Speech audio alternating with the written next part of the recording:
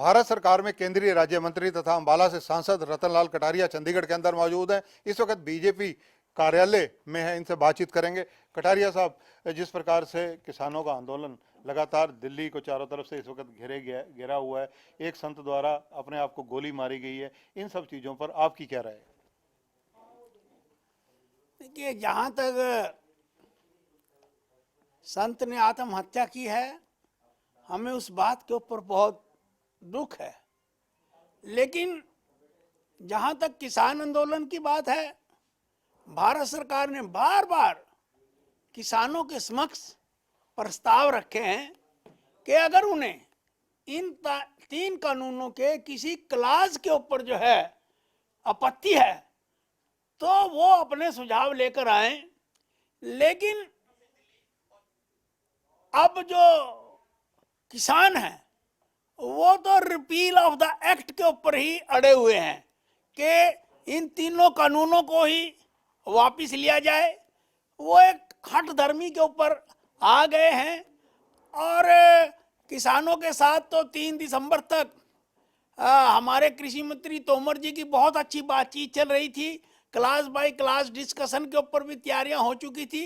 लेकिन इस बीच में इस आंदोलन में कुछ ऐसे एलिमेंट घुस गए जिन्होंने वहां पर जाकर किसानों की बातें तो छोड़ दी और भाई फलाने आतंकवादी को छोड़ दो, फलाने आतंकवादी को छोड़ दो और खालिस्तान जिंदाबाद। उससे आंदोलन जो है वो डिरेल होने की ओर जाने लगा और इसमें असामाजिक तत्व जो है किसानों की आड़ में अपना उल्लू सीधा करने में लग गए। कटारिया साहब, आप हरियाणा के सभी सांसद केंद्र में लगातार मिल रहे हैं, क्या बातचीत हो रही है?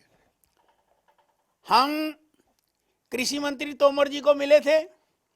तीनों कानून बनाए जाने पर उनका धन्यवाद किया था और मोदी सरकार ने 6 साल में किसानों के लिए जो एक के बाद एक क्रांतिकारी कदम उठाए हैं, चाहे 16 लाख करोड़ रुपया ऋण की व्यवस्था की गई, चाहे 1 लाख करोड़ रुपया इंफ्रास्ट्रक्चर के लिए खड़ा किया गया, चाहे 94,000 करोड़ रुपया किसानों के लिए और अन्य योजना में किया गया, चाहे पशुओं को जो पाँवों की बीमारी आती है उसके लिए जो है राशि का प्रावधान किया गया, इसको ठीक करना है, मत्स्य पालन के लिए किया गया और शहद की मक्खियां पालने के लिए किया गया।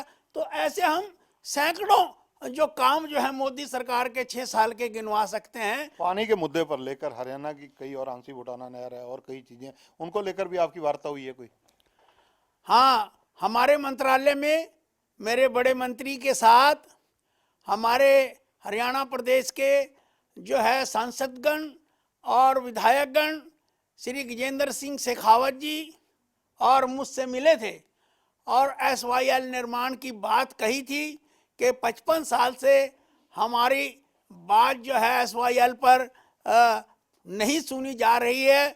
हमारे सांसदों ने यह भी कहा था कि आज कांग्रेस को हमारी बात न सुनकर जो श्रीमती इंदिरा गांधी है, जिसको वो अपना नेता मानते हैं, उनकी बात को तो पूरा करना चाहिए कि श्रीमती इंदिरा गांधी 1980 के दशक में कपूरी गांव में आई थी पंजाब बॉर्डर पर और हाथ में कसी लेकर उन्होंने SYL निर्माण की शुरुआत की थी।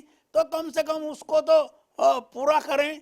और इसी तरह से हंसी बुटाना नहर लिंक की भी बात हमारे सांसदों ने हमारे सामने रखी और जो कुसाऊ डैम है, लखवार डैम है, रेणुका डैम है, उन डैम्स को बनाकर भी यमुना के अंदर फ्लो बनाने की भी बात हमारे सांसदों ने हमारे समक्ष रखी है। कटारिया साहब, जिस प्रकार से सुप्रीम कोर्ट की पैनी निगाह अब सारे मामले पर, कृषि कानूनों को लेकर किसानों के आंदोलन पर, आज जो सुप्रीम कोर्ट में इस समय सुनवाई चल रही है और उस सुनवाई का जो लिमिटेड एक मकसद है कि वो सुनवाई केवल मात्र किसानों के प्रदर्शन तक है कि सरकार और किसान मिलकर एमिकेबली इस सारे मसले का हल निकालें। सुप्रीम कोर्ट की मंशा ये है, सुप्रीम कोर्ट ने ये साफ कर दिया है कि जहां तक कानूनों का संबंध है, कानूनों के संबंध में हम कोई सुनवाई नहीं कर रहे हैं। कटारिया साहब, किन किन मुद्दों पर अभी तक सरकार की किसानों से वार्ता हुई?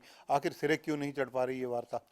देखिए, अगर ये सारी बातें किसानों के हद में रहती तो इसका एक दो दिन में हल निकल सकता है, लेकिन इसके अंदर तो कुछ ऐसे एलिमेंट घुस गए हैं जो आतंकवादियों को छुड़वाने की बात कर रहे हैं, खालिस्तान की बात कर रहे हैं, और यहाँ तक के क्या कि कनाडा और इंग्लैंड में रहने वाले कुछ खालिस्तानी तत्व जो है वो भी भारत के अंदर आकर डिस्टरबेंस कर रहे हैं और इस आंदोलन को भटकाने की कोशिश कर रहे हैं। कटारिया साहब, अब आपको इसका हल क्या लगता है सारी बात का? हाँ, मुझे तो यही हल लग रहा है कि जो भारत सरकार ने अमेंडमेंट्स के माध्यम से जो 7 प्रपोजल किसानों के समक्ष रखी हैं उनके ऊपर वार्ता हो, और क्योंकि हमारा ये मानना है कि किसान हमारा अन्नदाता है, वो हमारा भगवान है, उसके साथ किसी भी किस्म का टकराव हम नहीं चाहते और इसलिए इस समस्या का समाधान करने के लिए हम तैयार हैं। कटारिया साहब, इस वक्त जो हालात हैं, किसान बात सुनने को तैयार नहीं, सरकार की तरफ से क्या आप अपील करना चाहेंगे उनको? हम तो किसानों से हाथ जोड़कर यही अपील करना चाहेंगे कि है मेरे देश के अन्नदाताओं, भारत को खाद्यान्न के मामले में आत्मनिर्भर बनाने वाले मेरे किसानों, आप मोदी जी पर विश्वास रखिए, और मोदी जी जहां पर देश के 135 करोड़ जनता का विश्वास लेकर पिछले 6 सालों से चल रहे हैं, और आप एक के बाद एक मोदी जी को मैंडेट देकर उनकी नीतियों में विश्वास व्यक्त कर रहे हैं। आप मोदी जी पर विश्वास रखिए, आपकी इनकम को दुगना करने के लिए मोदी जी 2022 तक अपने वादे को पूरा कर देंगे। तो ये हैं अंबाला से सांसद व केंद्रीय राज्य मंत्री रतनलाल कटारिया। किसानों से अपील कर रहे हैं कि मोदी जी पर भरोसा कीजिए, 2022 तक का आपकी इनकम डबल हो जाएगी। कृषि कानूनों को लेकर संत की जिस प्रकार से अब खुद को गोली मारकर आत्महत्या की घटना का वो अफसोस जाहिर कर रहे हैं, कहते हैं ऐसी घटनाएं नहीं होनी चाहिए, और इनका खुला आरोप भी है कि ये आंदोलन अब किसानों का ना रहकर कहीं ना कहीं कुछ अलगाववादी शरारती तत्वों के हाथ में चला गया है, इसलिए जो ये आंदोलन है इसमें वार्ताएं सफल नहीं हो पा रही हैं। कैमरामैन सुनील के साथ चंद्रशेखर धरनी, पंजाब केसरी टीवी, चंडीगढ़।